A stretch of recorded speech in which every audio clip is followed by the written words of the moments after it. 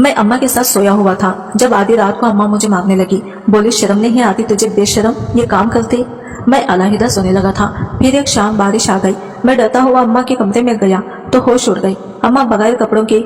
सच कहते हैं कि जब औलाद जवान हो जाए तो इनका कमरे अलग कर देने चाहिए, क्योंकि जब बच्चे बालिग हो जाते हैं तो इनको अपने जज्बात पर काबू पाना मुश्किल होता है और वो कोई भी हरकत कर सकता है। और इस उम्र में कब शैतान हावी हो जाए पता ही नहीं चलता, क्योंकि कभी कभी कुछ ऐसी सच्चाई हमारे सामने आती है कि यकीन करना मुश्किल हो जाता है। ऐसा ही एक सच जब मेरे सामने आया तो मेरे कदमों तले से जमीन निकल गई। मेरी माँ को मैंने खुद वो करते देखा कि मेरे होश उड़ गई। जब से अब्बा परदेश गया था मैं अम्मा के साथ ही सोने लगा था। अम्मा अक्सर मुझे कहती कि अब तो बड़ा हो रहा है, अलहदा बिस्तर पर सोया कर, लेकिन मुझे अलहदा नींद ही नहीं आती थी। कुछ खौफ था और कुछ अब्बा के चले जाने का गम। इसलिए अम्मा की लात मना करने के बावजूद भी मैं हर रात अम्मा से चिपक कर लेट जाता और अम्मा के बाजू पर अपना सर रखकर इनके बालों से खेलने लगता।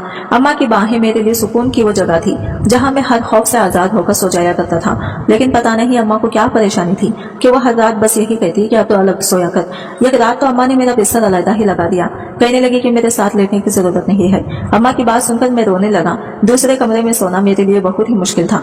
मैंने अम्मा को इतना ज्यादा परेशान किया कि वो तंग आ गई और फिर मैं दोबारा इनके बिस्तर में ही घुस गया। कुछ ही देर बाद मुझे बहुत गहरी नींद लग गई थी, लेकिन आधी रात को अम्मा ने मुझे बुरी तरह मारना पीटना शुरू कर दिया था।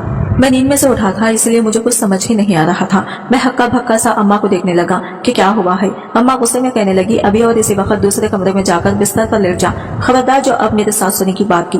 अम्मा इस कदर शदीद गुस्से में थी कि मेरी जान निकल गई थी। मैंने कभी अम्मा को इतने गुस्से में नहीं देखा था। खासकर अब्बा के परदेश जाने के बाद से तो अम्मा ने कभी मुझसे ऊंची आवाज में बात भी नहीं की। लेकिन पता नहीं मैंने नींद में ऐसी कौन सी हरकत कर दी थी कि अम्मा का गुस्सा सातवें आसमान पर पहुंच गया था। अम्मा को गुस्से में देखकर मैं इस कदर खौफजदा हुआ था कि खामोशी से उठकर दूसरे कमरे में चला आया था। लेकिन नींद मेरी आंखों से कौन सा दूर थी। हमेशा की तरह मुझे डर लगने लगा था। सर्दी भी बहुत ज्यादा लग रही थी। मैं एक छोटे से कंबल में लेटा थर थर कांप रहा था। ऐसे ही एक आधा घंटा गुजर गया और फिर मुझे मजीद खौफ से सताने लगा। छोटी सी छोटी आहट पर मेरा दिल घबरा जाता था और ऐसा लगता था जैसे कोई मेरा गला दबा देगा। खुद ब खुद ही मेरा दम घुटने लगा था। मैं सर्दी से भी बहुत ज्यादा परेशान था और फिर मेरे दिल में ख्याल आया कि अब तक तो अम्मा सो चुकी होंगी, मैं खामोशी से उनके कमरे में जाकर लेट जाऊंगा तो इन्हें पता भी नहीं चलेगा। इस तरह से कम से कम मुझे नींद लग जाती। यही सोचकर मैं दबे पांव अपने कमरे से निकला और अम्मा के कमरे के दरवाजे पर पहुंच गया। कुछ डरते डरते मैंने कमरे का दरवाजा खोला कि कहीं अम्मा जाग ना जाए, मगर अंदर के मंजर ने तो मेरे होश उड़ा कर रख दिए। मेरे सामने मेरी अम्मा बिना। मेरा नाम यावर है, मैं 13 साल का हूँ और एक बड़े से स्कूल में 7वीं जमात में पढ़ता हूँ। मैं जब 10 साल का था मेरे अब्बा हमें छोड़कर परदेश चले गए थे ताकि मेरा बेहतर मुस्तकबिल बना सके। अम्मा नहीं चाहती थी कि अब्बा इन्हें छोड़कर परदेश जाएं, लेकिन अब्बा को लगता था कि अगर वो परदेश नहीं जाएंगे तो हमारे हालात कभी नहीं बदलेंगे। अब्बा की ख्वाहिश थी कि वो डॉक्टर बने, लेकिन हालत की वजह से वो डॉक्टर नहीं बन पाई थी और अब यही ख्वाब वो मेरे लिए देखने लगे थे। परदेश जाने का फैसला भी अब्बा ने इसलिए किया था ताकि इतना पैसा कमा सके कि मुझे डॉक्टर की डिग्री दिलवा दे। काफी वक्त अम्मा और अब्बा का इस बात को लेकर झगड़ा भी रहा। अम्मा अकेले नहीं रहना चाहती थी, लेकिन फिर भी मेरे खातिर अब्बा अम्मा को छोड़कर परदेश चले गए और इस वक्त हमारी तन्हाई का आगाज शुरू हुआ। अब्बा के जाने के बाद अम्मा को अकेले ही घरदारी भी देखना पड़ी और घर के बाहर के मामलात भी, मेरे स्कूल का कोई मामला होता या फिर सौदा सलफ लाना, अम्मा अकेले ही भाग दौड़ करती। और फिर हमारी गली के ही रियासत चिच्चा ने हमारे घर के काफी सारे फर्ज अपने खानों पर ले लिए। वो जानते थे कि अब्बा के गैर मौजूदगी में अम्मा को बहुत ज्यादा मसाइल होते हैं, इसलिए सौदा सलफ लाना और बिल वगैरह जमा करना रियासत चिच्चा की जिम्मेदारी हो गई। वो खुद ही हमारे दरवाजे पर आते और अम्मा के दसियों काम निपटा देते।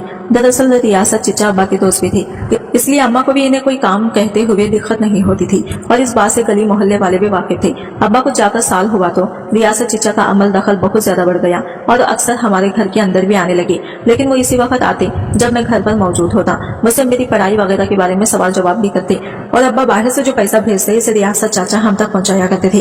अम्मा को तो बैंकरी वगैरह का कुछ इल्म ही नहीं था, इसलिए अब्बा सारा पैसा रियासत चिच्चा को ही भेजते थे। जिंदगी एक पर सुकून डिग्री पर गुजर रही थी, कहीं कोई परेशानी नहीं थी। मैं भी अपनी अम्मा के साथ खुश था।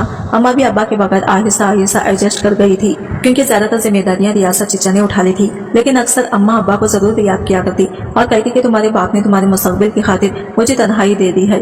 ये कहते हुए अम्मा की आंखों में आंसू आ जाते थे। मैं प्यार से उनके गले लगता और कहता कि जल्दी मैं डॉक्टर बनूंगा और फिर अब्बा वापस आ जाएंगे, हम सब मिलकर एक साथ एक बड़े से घर में रहेंगे। ये सुनकर अम्मा का चेहरा खुल उठा था। लेकिन एक दिन कुछ अजीब सी बात हुई। मैं स्कूल से वापस लौटा तो मुझे अम्मा के कमरे से बातों की आवाज सुनाई दे रही थी।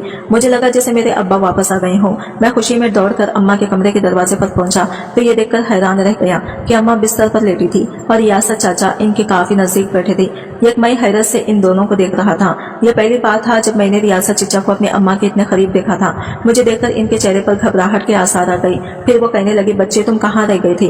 अम्मा की इतनी तबीयत खराब थी। मैंने एक नजर अम्मा के चेहरे पर डाली तो वो बिल्कुल ठीक लग रही थी। मैं बस हैरत से इन दोनों को देखता हुआ कमरे के अंदर दाखिल हुआ तो अम्मा उठकर बैठ गई। रियासत चचा अम्मा को खुदा हाफिज कहकर निकल गई। उनके जाने के बाद मैंने अम्मा से पूछा, आपको क्या हुआ था? अम्मा ने मुस्कुराकर मेरे गाल पर हाथ फेरा और कहने लगी, कुछ भी नहीं, बस थोड़ी सी तबीयत खराब थी।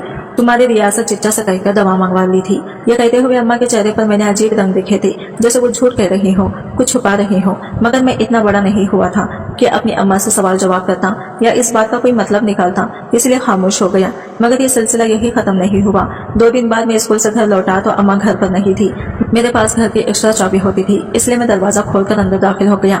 काफी देर हो गई, अम्मा वापस नहीं आई। मैंने यूनिफॉर्म भी तब्दील कर लिया। खाना बना हुआ था। मैं खाना खाकर यहाँ वहाँ टहलने लगा और फिर दोपहर के बाद अम्मा वापस आई तो मैं इनसे परेशानी से पूछने लगा कि वो कहाँ चली गई थी, क्योंकि बहुत अरसे से अम्मा ने कभी इस तरह इतनी देर तक घर से बाहर वक्त नहीं गुजारा था।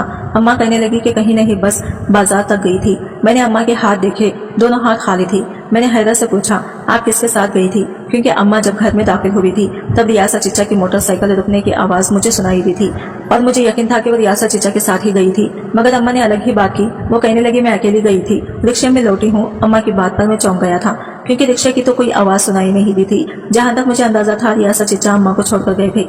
मैं तकरीबन 11 साल का हो चुका था और 12वें साल में लगने वाला था। कुछ चीजों की समझ मुझे आने लगी थी और सच और झूठ का फर्क भी मैं महसूस करने लगा था। और इस वक्त अम्मा की बातें सुनकर मुझे पक्का यकीन था कि वो गलत बयानी से काम ले रही हैं। लेकिन अम्मा को मुझे झूठ कहने की क्या जरूरत थी? वो मुझे बता सकती थी कि वो रियासत चिच्चा के साथ गई थी। इससे पहले भी चिच्चा हमारे बहुत काम आते रहे थे। अगर वो सच भी बताई तो मुझे कोई एतराज न होता, न ही मेरी उम्र ऐसी थी कि मैं इनसे कोई सवाल करता। मगर अम्मा ने झूठ का सहारा लेकर मुझे तजस्सुस में मुब्तला कर दिया था। मैंने अम्मा से मजीद कोई बात नहीं की थी और अपने कमरे में बंद हो गया था। मुझे अब्बा की बहुत याद आ रही थी। शाम के वक्त अब्बा का फोन आया तो मैंने अब्बा से कहा कि आप वापस कब आएंगे? अब्बा कहने लगे कि 5 साल से पहले मेरी वापसी मुमकिन नहीं है। मैं बार बार आने जाने पर पैसा खर्च नहीं करना चाहता। तुम अच्छी तरह पढ़ाई करो ताकि मैं तुम्हें डॉक्टर बनता हुआ देख सकूं। मैंने अब्बा से कहा कि मुझे आपकी बहुत याद आती है, आप कुछ दिनों के लिए लौट आए। लेकिन अब्बा ने इनकार कर दिया। वो कहने लगे कि मेरा वापस नामुमकिन नहीं है। मैं चाहकर भी अब्बा को बता ना सका कि मैं कुछ अजीब और गरीब सी चीजें महसूस कर रहा हूँ। अम्मा का रवैया कुछ ठीक नहीं है और रियासत चिच्चा का अमल दखल भी बहुत ही ज्यादा बढ़ चुका है। लेकिन अब्बा साथ समंदर पार बैठे थे। अगर मैं ऐसी कोई भी बात कहता तो पता नहीं वो किस तरह पेश आती। बस इसीलिए मैंने अब्बा से कुछ भी ना कहा। अलबत्ता मेरे फोन रखने के बाद अम्मा ने नाराजगी से मुझे देखा और कहने लगी, अपने अब्बा से वापसी का ना कहा करो, वो तुम्हारे खातिर इतनी दूर गए हैं। तुम बार बार इन्हें आने का कहोगी तो इनका दिल खराब होगा। 5 साल की ही तो बात है, 1 साल गुजर चुका है, आहिस्ता आहिस्ता 4 साल भी गुजर जाएगा। अब तो हमें भी इनके बगैर रहने की आदत हो गई है। अम्मा की बात सुनकर मैंने हैरत से अम्मा को देखा। कहा तो अम्मा अब्बा को भेजने के लिए राजी नहीं थी। अब्बा से इस कदर झगड़े किया करती थी और आज अम्मा को 4 साल काटना आसान लग रहा था, जबकि मुझे अब्बा की बहुत ही याद आ रही थी। अम्मा का ये बदला हुआ रवैया मुझे हैरान कर रहा था। अगली सुबह मैं स्कूल जाने के लिए निकला तो मेरे दोस्त के अब्बा मुझे स्कूल के बाहर ही टकरा गए और फिर उन्होंने बहुत ही अजीब सी बात की। मुस्कुराते हुए कहने लगे, तुम्हारे अब्बा के जाने के बाद रियासत ने बड़ी खूब जिम्मेदारी संभाली है। अब तो तुम्हें अपने अब्बा की कमी भी महसूस नहीं होती होगी। कल भी तुम्हारी अम्मा इसके पीछे मोटरसाइकिल पर बैठी कहीं जा रही थी। लगता है कि रियासत ने अपने घर से ज्यादा तुम्हारा घर संभाल लिया है। इनका अंदाजा इतना तनज भरा था कि मेरा दिल जल उठा था। मैं इतना बच्चा भी नहीं था कि इनकी बात का मतलब ना समझ पाता और अब तो धीरे धीरे मुझे बहुत कुछ समझ आ रहा था। मैंने गुस्से में इनसे कुछ न कहा, लेकिन सारा दिन ये अनदेखी आग में जलता रहा और जब घर लौटा तो अपना बस्ता फेंक दिया। अम्मा मुझे देखकर कहने लगी, क्या बात है, क्यों गुस्से में हो? मैंने बस एक नजर अम्मा पर डाली और इनसे कुछ भी ना कहा। जो बात अम्मा ने मुझसे छुपाई थी वो मेरे दोस्त के अब्बा ने मेरे मुंह पर मार दी थी। मुझे बता दिया था कि अम्मा रिक्शा में नहीं बल्कि रियासत चिच्चा के साथ ही कहीं गई थी। मैंने दोपहर का खाना भी नहीं खाया और गुस्से में अपने कमरे में बंद हो गया। अम्मा काफी देर तक दरवाजा पीटती रही और फिर खामोश हो गई। जैसे ही रात हुई मैं अम्मा के कमरे में सोने के लिए पहुंच गया। अम्मा से लाख नाराजगी सही, लेकिन अम्मा के बगैर मुझे नींद नहीं आती थी।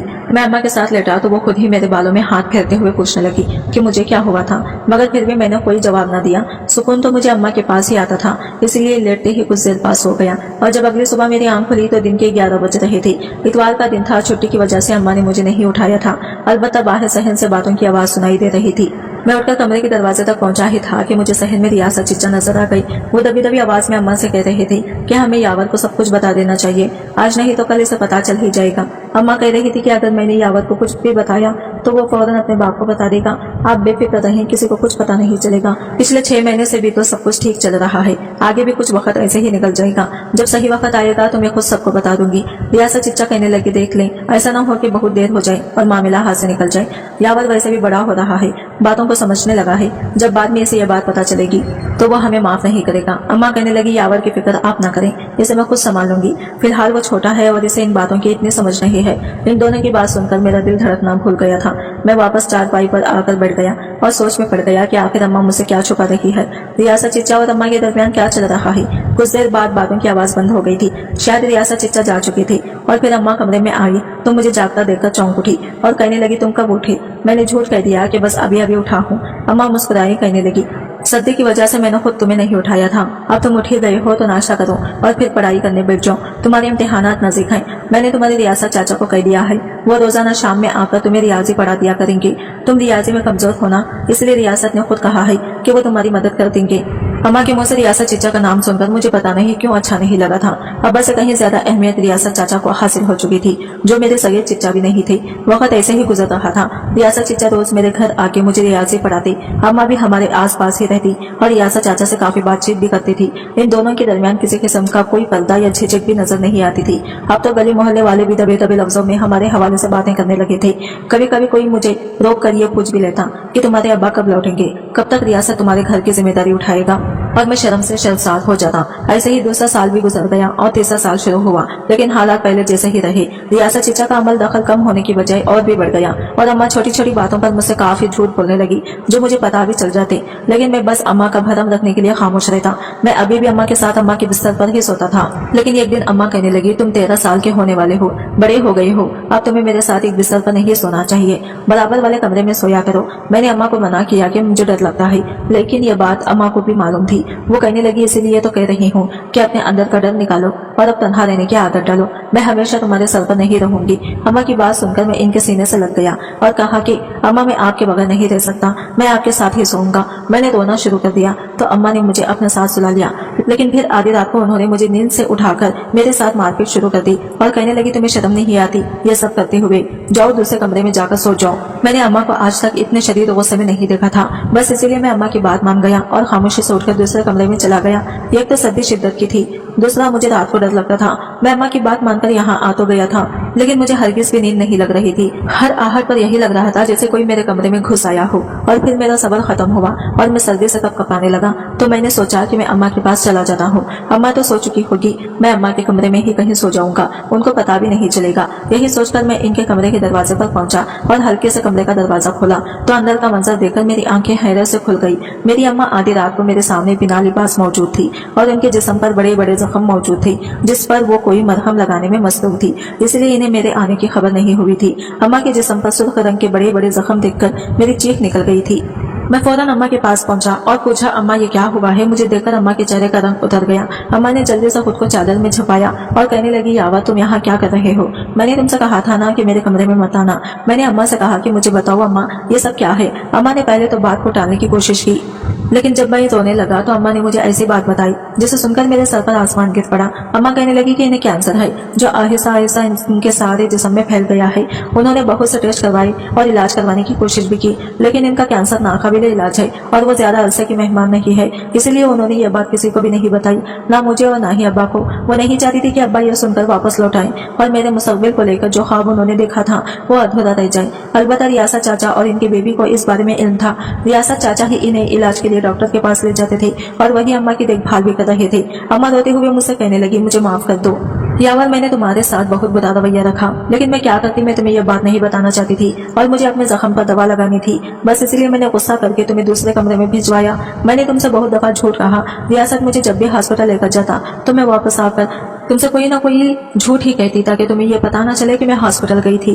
मैंने अपनी ये बीमारी तुमसे इसलिए छुपाई ताकि तुम अपनी पढ़ाई पर तवज्जो दो और पढ़ लिख कर डॉक्टर बन जाओ, तुम्हारे बाप का ख्वाब पूरा हो जाए और तुम्हारी जिंदगी में कामयाबी हो। मैं तुम्हें अपनी बीमारी से परेशान नहीं करना चाहती थी। अम्मा फूट फूट कर रो रही थी और मैंने अम्मा को सीने से लगा लिया था। इस बात का मुझे बहुत अफसोस था कि मैंने अपनी माँ को गलत समझा। वो तो मेरे मुस्तकबिल की खातिर खामोशी से इतनी बड़ी बीमारी को बर्दाश्त कर रही थी और मैं ये समझ रहा था कि इनका रियासत चाचा के साथ कोई ताल्लुक मामला है।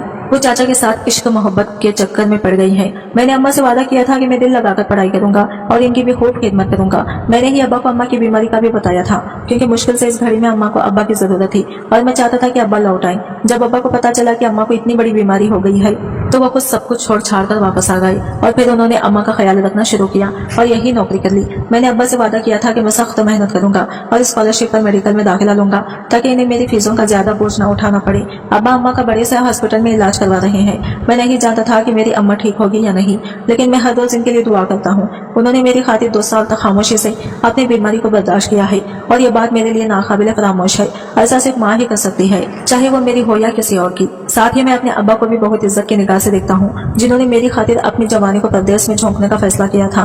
मैं दुआ करता हूँ कि मुझे इतनी कामयाबी मिली कि मेरे माँ बाप की हर ख्वाहिश पूरी हो जाए। साथ ही मेरी रियासत चचा का भी बहुत एहसानमंद हो जिन्होंने गैर होकर हमारा बहुत साथ दिया। सच में रियासत चाचा ने दोस्ती कहा